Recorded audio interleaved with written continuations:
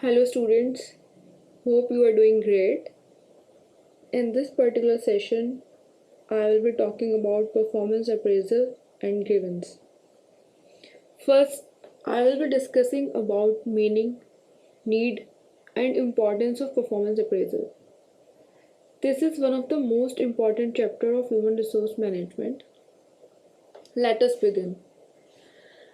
First thing is how we can define performance appraisal. It may be defined as the assessment of an individual's performance in a systematic way. अब यहाँ पर अगर आप इसे break down करेंगे word assessment को, how we can break down this? We can break down this. There is the word called as assessment. Assessment means you are evaluating something. And what you are evaluating? You are evaluating somebody's individual performance. And who is this individual? He is an employee. So basically what we are doing, we are assessing the performance in a systematic way.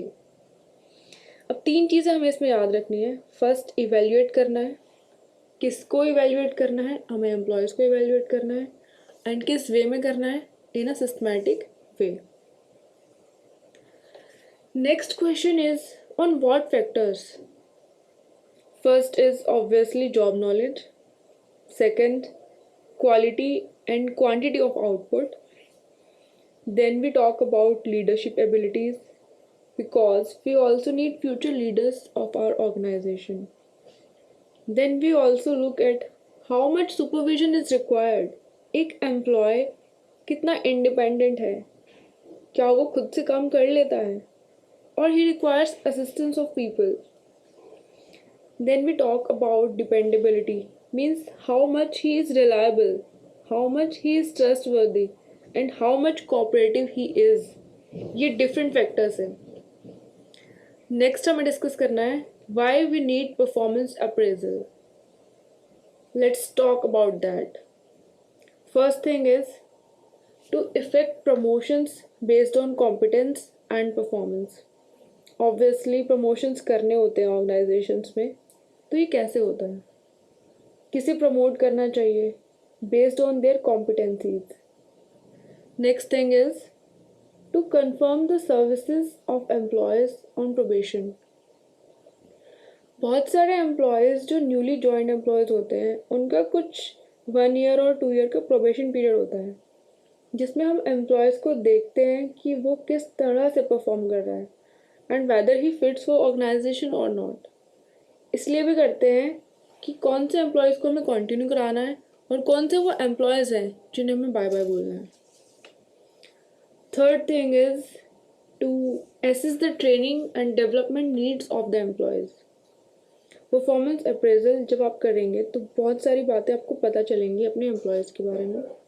For example, हो सकता है किसी particular employ का कोई particular section बहुत week है. Example अगर हम लेते हैं आईटी सेक्टर का, हो सकता है कोई सॉफ्टवेयर प्रोग्रामिंग में वीक हो. मार्केटिंग का अगर हम एग्जांपल लें तो मार्केटिंग में कोई कस्टमर सेलिंग में वीक हो. तो इस तरह डिफरेंट डोमेन में डिफरेंट वीकनेसेस हो सकती हैं एम्प्लॉयज़ की. उसकी वीकनेस को आइडेंटिफाई करके उसके अकॉर्डिंग ट्रेनिंग दे सकते हैं. That's why it also helps in assessing the needs of employees in terms of their training and development. Next, to decide on the pay hike of employees. कितना hike करना है employees की salary में, तो वो सब भी हम डिसीजन इसकी बेसिस पे ले सकते हैं. नेक्स्ट हम डिस्कस करने जा रहे हैं techniques. So there are 2 methods, traditional methods and modern methods. First method is unstructured appraisal and traditional method. Under this method appraiser is required to write down his impression about the person being appraised in an unstructured way. Unstructured way means उसमें कोई parameters नहीं होते हैं. इसके merits होते हैं first, simple and it can be easily executed. उसका main demerit यही होता है कि highly subjective biasness. Let's talk about second method and this is called ranking method. In this method, all the employees are ranked according to their performance. These ranks are based on job-related performance such as quality and quantity of output, attendance, cooperation, etc. Each scale ranges from excellent to poor. उसके merits क्या होते हैं? First, simple and popular method. And second, it is very low cost involved in it. Demerits. First, subjectivity or rater's biasness. And second demerit is it does not indicate degree of differences. Our third method is checklist method. Under this method, a checklist related to traits of employees is prepared in 2 columns, yes or no column. In this method, the rater only do reporting, while actual evaluation is done by the HR department based on the weights assigned to each point. Now, merits of checklist method. First, ease of administration. Second, it requires limited training. And third, standardization can be done in it very easily. Demerits क्या होंगे इसके अब? First, rater's biasness, which is also known as halo effect. Halo effect means taking decision on single trait or characteristic. And halo effect is also important from the examination point of view. Second, it uses personality traits instead of performance traits. Our next method is forced choice method. In this method, the rater is forced to choose between descriptive statements of equal worth. Statements are chosen from both favorable and unfavorable. So these are our traditional methods. Now we are going to discuss our modern methods. First method is MBO. MBO stands for Management by Objective. This is the very famous method given by Dr. Peter F. Drucker in their book Principles of Management. This method refers to make objectives first, then check the results according to their standards, and finally gives the feedback. So there is a process involved in MBO process. We are going to discuss what is the process that is involved in it. The process consists of total 6 steps. First step is set the organizational goals. Second, set the departmental goals. Third, discuss the departmental goals. Fourth, define the expected results. Fifth, check the performance. And last step is to provide feedback. So this is the complete process of MBO. Second method is BARS, Behaviorally Anchored Rating Scale. This method is the combination of 2 methods, critical incident method and rating method. In this method, firstly the raters check those specific critical incidents and their response to those situations. From the number of incidents, the rater gives scales to the incidents which helps in evaluating their performance. And the most important modern method is 360-degree feedback. This can also be asked in your interview, so prepare it well. 360-degree feedback method gives to collect the performance information from multiple parties, including one's subordinates, peers, superiors, and customers. The major disadvantage of this system is that the feedback comes from multiple sources. It does not give any problem to the subordinate or seniors to tell the positive or negative information about the people because the result of this feedback comes in a summarized and analyzed form. So, our performance appraisal topic is completed. Now we will discuss next topic, which is employee grievance. A grievance is any dissatisfaction or feeling of injustice having connection with one's employment situation which is brought to the attention of management. To understand what a grievance is, it is necessary to distinguish between 3 terms. And what are these 3 terms? Dissatisfaction, complaint and grievance. ये तीनों एक जैसे से लगते हैं, but इनमें difference होता है. तो what is that difference? सबसे पहले dissatisfaction. Dissatisfaction is anything that disturbs an employee, whether or not the unrest is expressed in words.